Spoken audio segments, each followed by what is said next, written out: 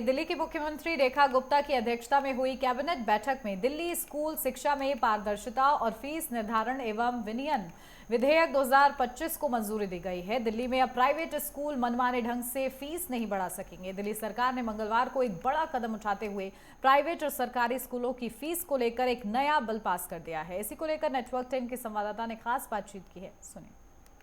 BJP की सरकार आने के बाद लगातार बीजेपी अपने काम करते हुए दिखाई दे रही है। चाहे वो संकल्प पत्र की बात कर ले, चाहे वो बजट की बात कर ले, वो लगातार दिल्ली में जो अपने वादे किए थे उसे पूरी करती हुई दिखाई दे रही है। इसी को लेके आज सातों के सातों कैबिनेट मंत्री जितने लोग हैं और साथ में सीएम, वो सभी लोग बैठ के एक बैठक हुई जिसमें उन्होंने कहा कि जो प्राइवेट स्कूल है जिनमें मनमानी की जा रही है फीस को लेके, उस पर रोक लगाने की बात की गई है। तो उसी पे खास बातचीत करने के लिए हमारे साथ प्रवक्ता शुभेंदु शेखर जी हैं, जिनसे हम खास बातचीत करेंगे।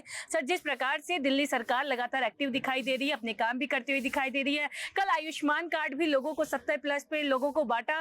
अब जो है वो आज कैबिनेट की बैठक थी, उस पर वो लगातार जो मनमानी करते हैं फीस को लेके, उस पर भी रोक लगाते हुए दिखाई दी है। देखिए, जब हमारी सरकार आई तो हमने 90 दिन 100 दिन का एक प्लानिंग किया और जो बेसिक इंफ्रास्ट्रक्चर में दिल्ली में कमी थी, चाहे वो शिक्षा के रूप में हो, चाहे रोड टूटी हुई रोड केस में हो, पानी के विषय पे हो, उन सब पे हमको काम करना था।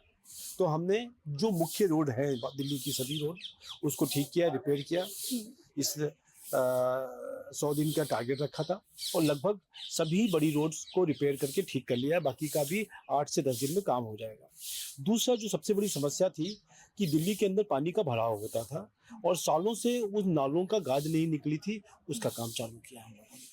तीसरा, जो एक हमने जो महिलाओं को एक 2,500 रुपये देने की बात करी थी, उसका बजट पास किया, सम्मान राशि, उसका हम लोग ने प्लानिंग किया और अगले कुछ दिनों में उसका भी रजिस्ट्रेशन चालू करने वाले हैं।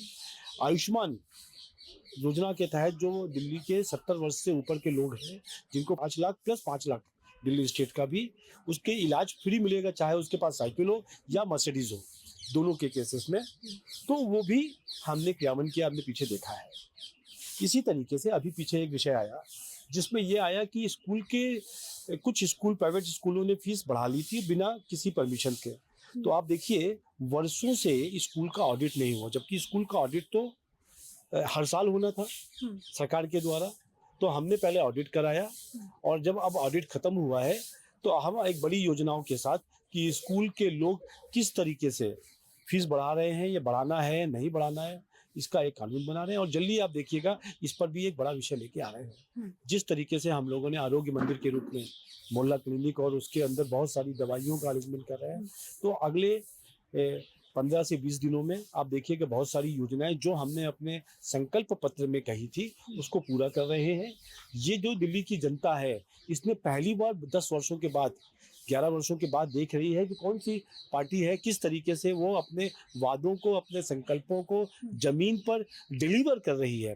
तो ये डिलीवरी वाली सरकार है, संकल्प वाली सरकार है और हम सब गरीबों के लिए और सब दिल्ली की जनता के लिए जो उन्होंने हमको जिता कर लाई है, उनके दिए हुए, उनको किए हुए वादों पर हम पक्का उतरेंगे, ऐसा हमारा मानना है। मेरे को लगता है बस थोड़ा सा और वेट करना है, क्योंकि इसका एक बड़ा पोर्टल डेवलप किया जा रहा है। ये योजना पहली बार लागू की जा रही है, उसमें गलत ना हो जाए।